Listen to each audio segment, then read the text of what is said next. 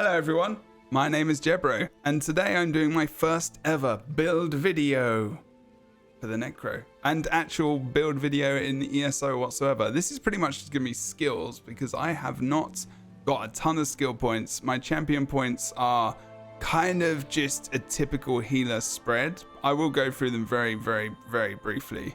It's mainly skills, so there's hardly any healing Necro builds on YouTube, on anywhere actually, in all fairness. So I thought I would, during my stream, which is what I'm doing on twitch.tv/JebroUnity right now, is just going through a build very quickly and letting you know what skills are and what I've found useful so far. One of the skills isn't morphed yet, but I'm going to explain exactly what's going to be morphed. It's been a week. I've played a good chunk on Necro healer specifically, and I do play Templar healer as my main character, one of my main characters on Elder Scrolls Online. I've got about a year's worth of experience now, as well as playing in veteran dungeons and whatnot as well. So you might like this, you might not. I've got some gear. Again, it's maybe not the perfect gear that I would like to have right now, but it's not too bad. It's the worm raiment stuff that I have at the moment. Julianos and oh good lord, I just forgot what monster set I've got. Let's just double check. I can't remember. Oh yeah, I've got Night Flame at the moment. Again, you know, not 100% sure that's what I would use, but this is a general healing build, okay? And I think you could probably use this in, you know, vet dungeons, possibly trials. Not sure about the monster set right now, because I think that would be the blade set from one of the latest dungeons that's come out. But anyway, I'm talking mainly about the skills. So if you would like to listen, then feel free to do so. If you would also like to offer information or other things in the comments, then you can do that as well. This is just my first little soiree into the world of a build in Elder Scrolls Online, so I'm still learning myself. I used to do them in Guild Wars 2 PvP, tons of them, loads of experience, but this is really for kind of PvE. You could use this for PvP if you really want to, but I think you'd use some more defensive skills and maybe a little bit of damage here and there and whatnot as well. But this build's primarily, obviously, as a healer in Elder Scrolls Online, you want to be supporting as well, not just in healing, but in terms of, you know, offering up damage buffs and buffs to your allies as well and whatnot yourself, and other things like that. It's not always just about healing in Elder Scrolls Online, which is what I really like about the game specifically. So on my first bar, I've just to go through the gear very quickly, just if you want to know, okay, I've got the worm cult stuff. All right, so this was farmed pretty easily. I didn't really need to upgrade it that much, just went in dungeon with my mates, got the worm cult gear, put on the description which dungeon that is, where you need to get that, and all that kind of stuff, so I won't waffle on for too long. It's not too bad. Reduces the cost of your magic abilities by 4% for you and up to 11 group members. Obviously, you know, in the trial this would be ideal, so maybe not the best for like smaller group content, but still not too bad. I kind of threw it on him. It's just been working out well for me. And you can see I've got blue gear there, and you're probably thinking, oh god, must be lame.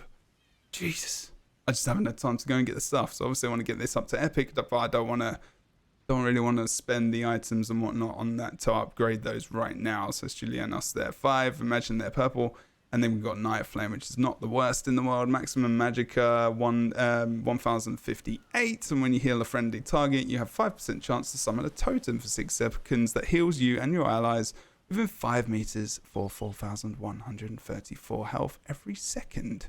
And it can occur every 6 seconds, so it's quite frequent.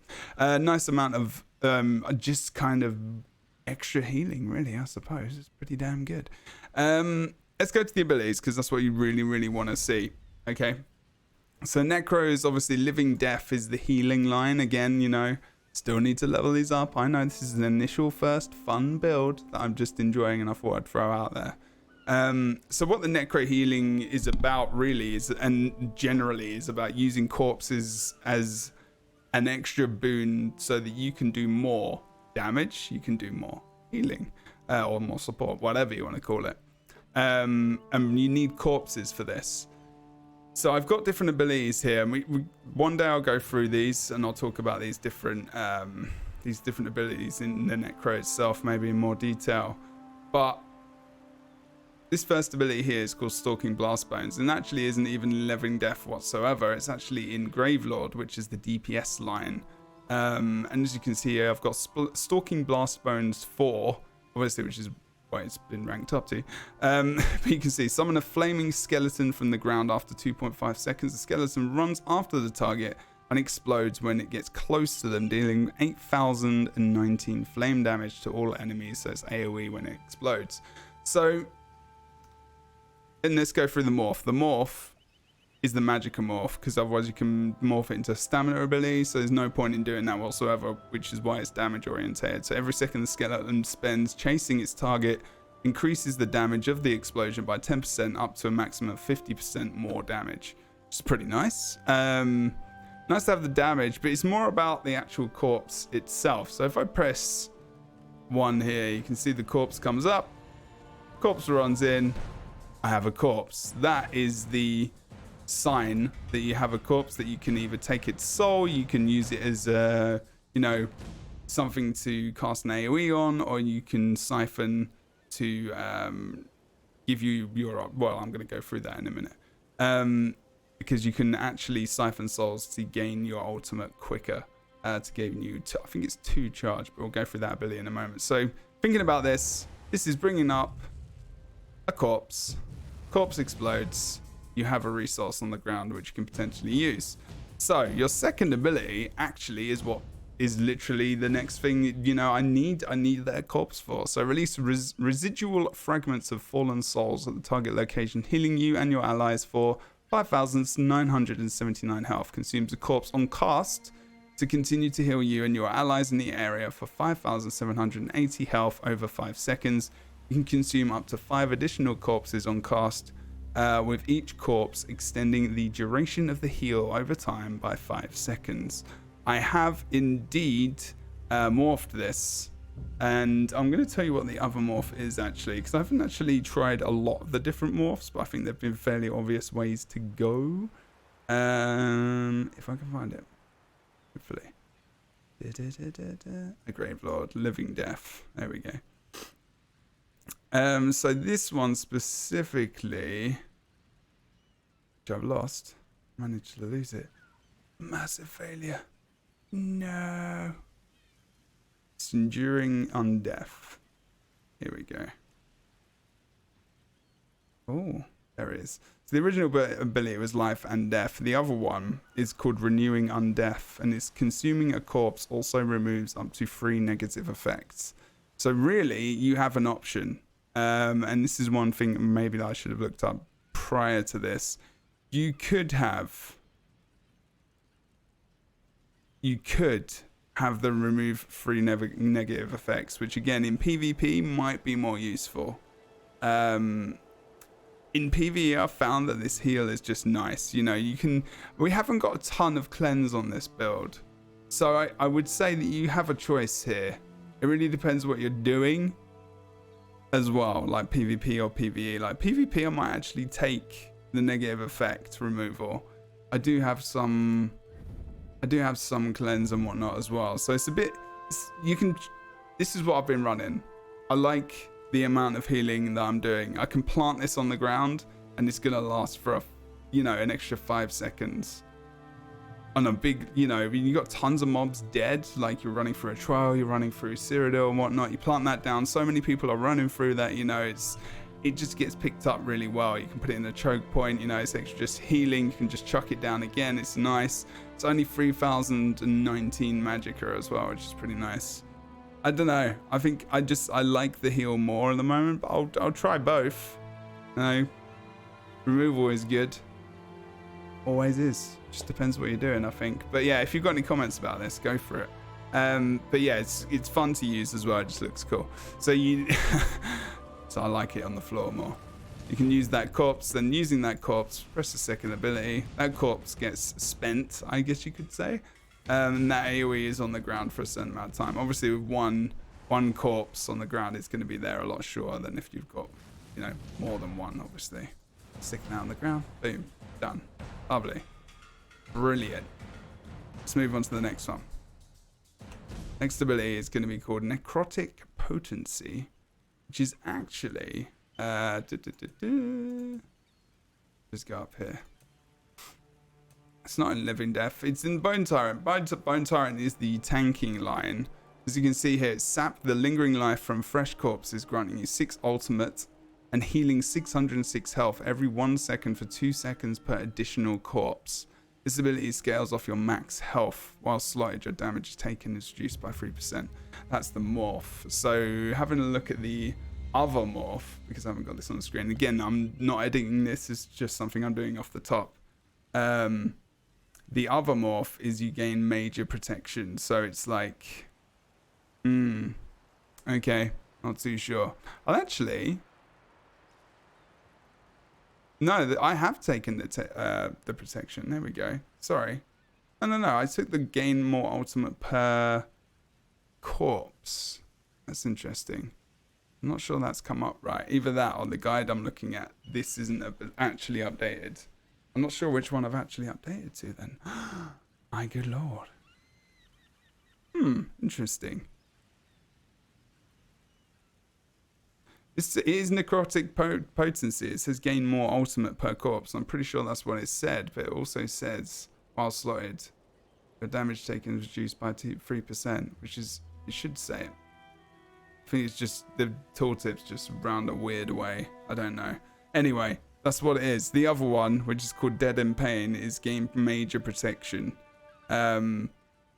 Which also I think is quite good. So it's, while you have the heal effect, you gain major protection, reducing the damage you take by 30%. This ability scales with your health. So what you want to be doing is obviously PvP. Again, you've got options. I think they've really put some nice options for both PvP and PvE as well in here. But I mean, you can gain more ultimate as well, which is pretty damn cool. So for example, you know, if I need a res later on, in terms of renewing animation, or I use another ult, which I'm not sure 100% if I want to use that one, or if I want to use Warhorn, whatever, you know, pretty good, you know, trying to get that ultimate back up as quickly as possible. It's always nice, isn't it? But you know, you have to actually, when this is sap, you still need a corpse to do that. So again, this allows you to do that every so often, even if you're against a boss, for example. And it doesn't produce any ads and you want to actually sap, you know, it's always quite good. Let's just use Warhorn for a second so we can actually see like what that does. There you go. Just gonna keep doing that for a little second just so you can see. It's kind of cool effect as well, actually, just kind of awesome. So you can imagine that can build up quite quickly. So let's have a look at the rest of the build. Lovely. Building my ultimate. I like that. I like to have my ultimates. Which again, I'm not really sure about renewing animation. Good in PvP, but not in PvE. Hopefully doing enough healing and not having to revive. But if you do have to revive, a lot of people, especially in Cyrodiil or even in PvP, you got 2 or 3 people, you're gaining that magicka and stamina back, which is really awesome. But that's what I've been going with so far. It's been quite fun as well.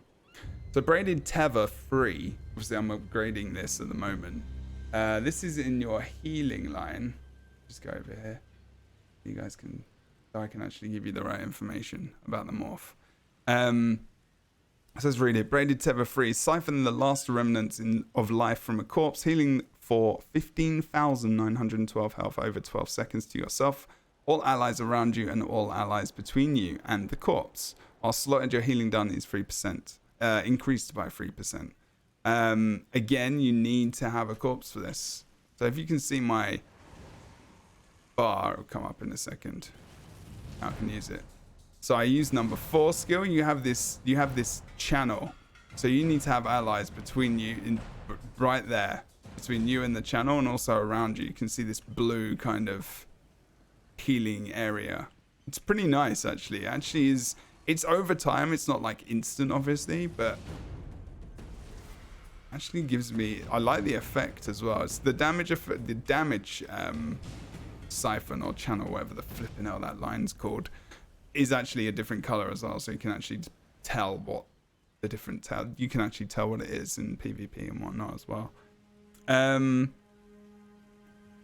So the one I have is the morph I have is Braided Tether, which is the one which gives you that blue glow around you and is the AoE heal around you. So it's not just healing people between you and the corpse where that channeling line is coming from, it's actually healing people around you as well. So it's a nice AoE heal, which is pretty damn cool. The other one is actually you restore stamina while siphoning the corpse. So again, you know, that's more of this obviously for a stamina build.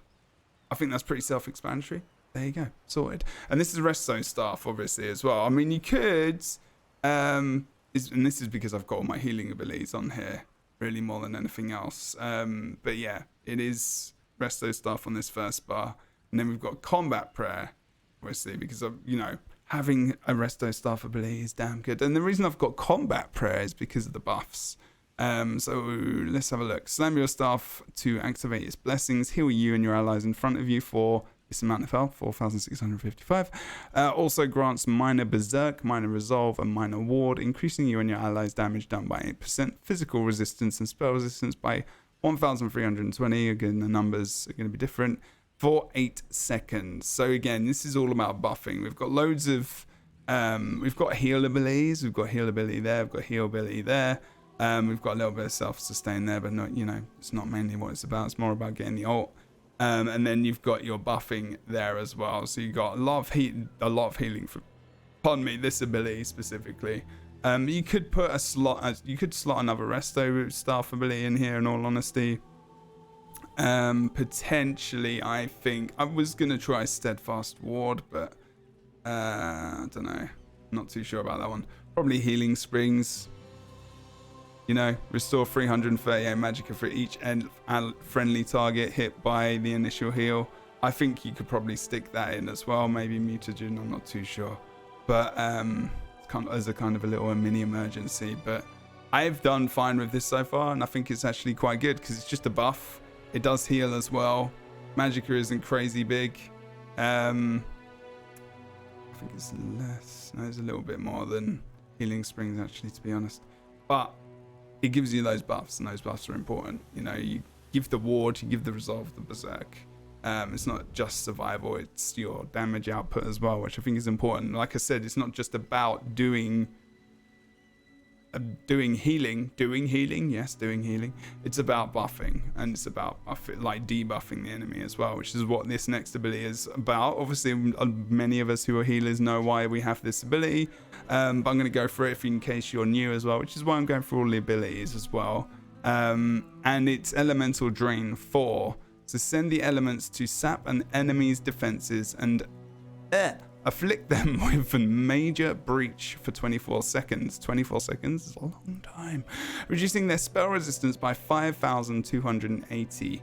Also applies minor magicka steel to the enemy for 24 seconds, causing you and your allies to restore 300 magicka every second when damaging them. So that's always very good. Try and put these on I try and put this on as many targets as possible. For me and my team, so we can gain resources back, you know, and especially in this build, we haven't got Templar ability to even give us magicka back really well, obviously. So this is even more important, especially obviously Necrotic Orb is kind of a necessity, I feel, as a support with this build specifically, because we don't have that Templar ability. Shit, and I can't remember what it's called. Something shots. Wow. Only playing it as a main character, can't remember the ability name. You know what I mean? It's fine. Blockade of Storms, again, this is more of a supportive damage boosting ability. So slam yourself staff down to create, when I say destruction staff, sorry Destro, it is lightning staff, which is pretty common to use as a healer. I mean, I don't think anyone uses anything else. Maybe they might use duo resto staffs, but this feels like the thing to use. Everyone does. Dealing 1,342 shock damage to enemies in the target area every 1 second, and setting concussed enemies off balance for 5 seconds, which increases your damage. If you do have off-balanced enemies, you will be doing increased damage. And I can put a link to an article about all the different ways that you can increase your damage with heavy attacks and whatnot if enemies are off balance, and it's different depending on what you're in. If you're in PvP or PvE and whatnot, PvP is pretty nasty. You can get like extra stuns and stuff like that. It's quite nice. But yeah, so again, that's a bit of a buff. You know, doing more damage is always lovely. So now we're going on to Unnerving Boneyard. So this isn't actually a Necro ability. So this is Destro ability, Destruction Staff ability, which is lightning on Lightning Staff specifically, and then it's an Elemental Drain is obviously a Destruction Staff ability as well. And obviously the reason we have a Destro Staff is we need to use a Destro Staff to be able to use his two abilities in the first place. So they are the only two from that line that we've got on here, and then the rest are Necro and then Undaunted. And obviously we've got the Alliance there with the Warhorn. Unnerving Boneyard. Obviously I'm still leveling this as well. Desecrate the ground at the target location, dealing 18,084 frost damage over 10 seconds. So you get some damage, which is nice. And applying major breach and fracture to enemies, reducing their spell and physical resistance by 5,280. So that's awesome. So reducing resistances, helping your team to do more damage in the end. This is pretty much what these three abilities right here are about, you know. And then so you consume a corpse to cast to deal 20% more damage. You don't have to have a corpse, but you can do that to gain more damage. An ally standing in the graveyard can activate the Grave Robber synergy, dealing 8,062 frost damage to enemies in the area and healing you for the damage done. So it's a little bit about doing damage and healing at the same time. So the more this comes down, the better as well, which is pretty damn good. I'm enjoying the versatility of this build and what it can offer, especially Necro as well. So that is actually in, what's that in? That's in Gravelord. So that's the DPS line to boost damage, which is very, very nice indeed. I think that's a great ability to have. I think the other morph, just double check about the morph, was this is called the morph. The morph is you can just use your own synergy, which is obviously, you know, DPS damage dealers might use this, I guess, if they want to really boost their damage. I think, you know, in solo kind of, I guess in a more solo atmosphere this would be used, but still, this is really, really good in a group situation, especially, you know, if you have other people and you can use that synergy, then cool. If you're solo content, you'll probably go for the Avid Boneyard, so you can use your own synergy and you can get that extra damage. We talked about the 8,062 at the bottom when you actually activate your own synergy. So there you go. Last Necro ability here is Resistant Flesh. And sacrifice your own power to repair damaged flesh, healing you or an ally in front of you for 8,655 health, but applying minor defile to yourself for 4 seconds, reducing your healing received and health recovery by 15%. You grant the target spell and physical resistance equal to half the amount healed for 3 seconds. So spell and physical resistance, pretty damn good. I will quickly go over and have a look at the other morph on why this is the one I picked. Where is it gone? There we go. The other one, I did try this actually. The other morph is called Blood Sacrifice. It consumes a course in you when cast to heal a second target. So it's more of a, it's not just a solo target heal. So this is a solo heal. This is like, I can use this on myself. I can use this on someone else, but you know, I apply minor defile. It's very minor for like what it is. It's like, oh god, it's hardly any time at all. And by the time, you know, that's off, you're already healing, you should be fine. I mean, and this depends, like, it could synergize quite well with a few other abilities. Like, there is, if you went for the other morph for this ability, it was, you know, you can remove conditions and whatnot as well. If I go and have a quick look, actually, where is it? 2 seconds. Oh, where is that ability? There it is. Expunge. There you go. Embrace the power of death, removing up to 2 negative effects from yourself. which is this healing ability here.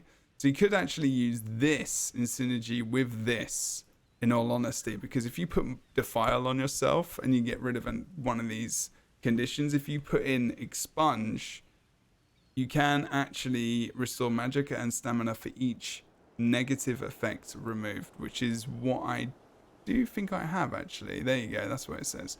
Embrace your power, the power of death, removing up to 2 negative effects from yourself and restoring 510 magicka and stamina for each effect. So you could use this, and then you could use that ability to get some kind of recovery back. I don't think it's enough though, in all honesty. But yeah, I think it's fine the way it is, because there's just so many abilities in this build that I think are good. I don't feel as if I need to have much more recovery.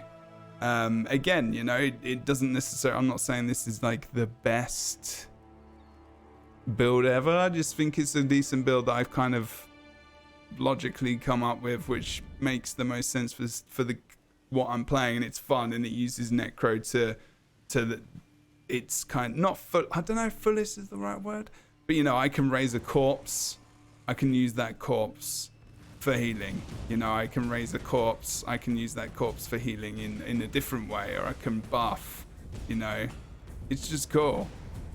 Oh, that's bugged. That's bugged a bit actually, but anyway, you know, and that's what I wanted to do, you know, when I made a Necro. I wanted to make sure I used the mechanic of, you know, summoning a corpse if I needed it in a boss fight, and being like, you know, every situation, what happens if I'm just versus a mob that doesn't have corpses? Like, some of these abilities are not going to be used to their full potential, so I need to be able to produce corpses. So then that's why I've got blast bones, so I can do that. Then I can gain my ultimate back quicker as well, or I can do extra healing, or I can help my team to do extra damage and stuff like that. That's why I've put these abilities in, and it's just a fun combination, really. I mean, and also we know what a necrotic orb does. Again, if you're a new player, just quickly going through that, because I haven't got the morph there to read it. I've got it on another slide webpage. Let's have a look. Necrotic orb is in the Undaunted guild line. It's right here, and it's the one. It's, what rank is this? I think this is rank 5. It's pretty important to have, especially as a Necro, because you haven't really got many ways to regain magicka, I guess, and stamina. And this is for your team. I was saying, you know, with Templar, it's a little bit easier. Just in the base core build, you can really help to recover resources, which is really, really important for Elder Scrolls Online. You have to help to do that. You have to do it for yourself as well, obviously, but for other people, like your tanks, your DPS, if they don't have resources, they can't do damage, they can't do the tanking, they can't use abilities. It's very important, even in PvP as well, I'd say. So it projects a globe of annihilation that slowly floats forward, dealing damage every second. That's not the main reason we're using this. An ally near the globe can activate the combustion synergy, causing the orb to explode to deal magic damage to nearby enemies and restore 3,960 magicka or stamina to the ally, whichever maximum is higher. So whichever their main stat is, if they're using magic or if they're using stamina, that's the one they're going to get. The morph I'm going to go for is going to be called Energy Orb. The morph isn't really, I don't know if it actually increases the amount they get from this. I'm pretty sure. I'm not too sure. I don't think so. But basically what it does with the morph is that the orb heals allies instead of damages enemies. And the other morph, which is called Mystic Orb, increases the damage when it goes through your enemies. So the reason we've got Energy Orb, or will have Energy Orb on the morph, is because of allies will get a little bit of healing instead. So there we go. But yeah, other than that, Warhorn. Let's have a look. Sound a Warhorn to rally your forces, increasing you and your allies' maximum magicka and max stamina by 10% for 30 seconds. Now I need to double check the other morph on this actually, because I'm just explaining them all, so screw it. Might as well. Just give me 2 seconds. Okay, so it can be used for aggressive horn, which is the one I'm going to be going. Well, actually,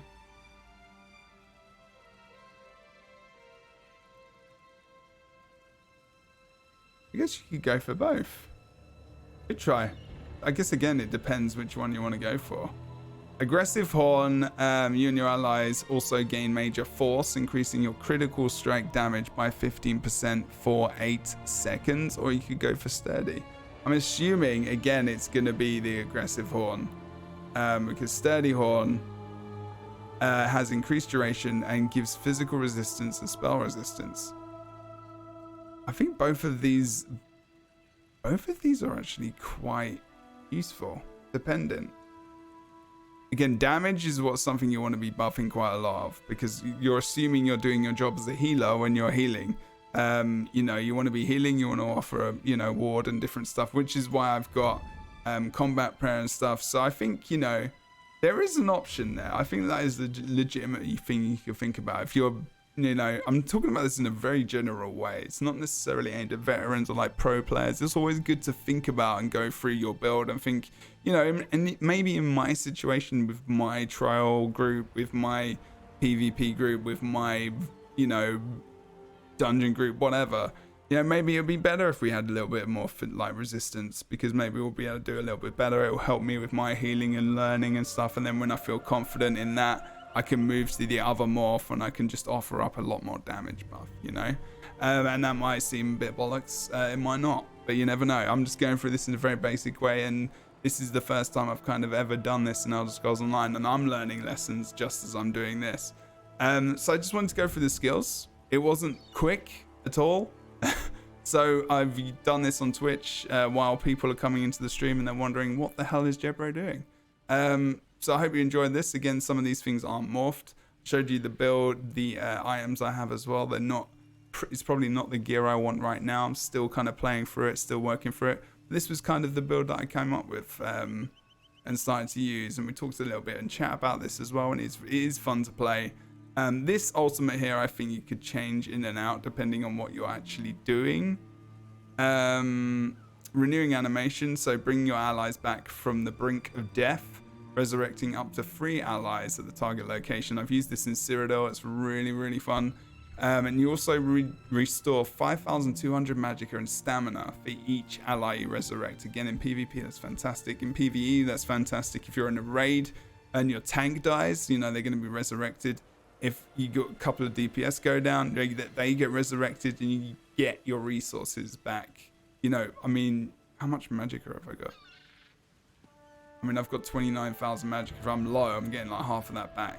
It's pretty damn good. It is nice. And the morph of that is to actually get free, I think it's 3 blast bones for every person you resurrect, and it runs into the target and kills them. So there's a DPS option there. I don't think you would use that option if you're DPS, but it's kind of fun, I guess. But otherwise, yeah, I think it's pretty damn fun. Necro, it's a damn good spec. I love it. And I played healer first, and I've got like a week's experience on this, so judge it how you will. Let the comments decide. And I'll see you next time. Thank you for watching, and if you've got any hints and tips and yourself, or if you think this was awful, then make sure you do the shit video thing. And if you thought it was epic and you thought, damn, Jebro gave it a damn good try on his first go, then do the up one, which is that. Yeah, I know it's difficult. But yeah, thanks for watching. See you soon. Bye. Bye. No.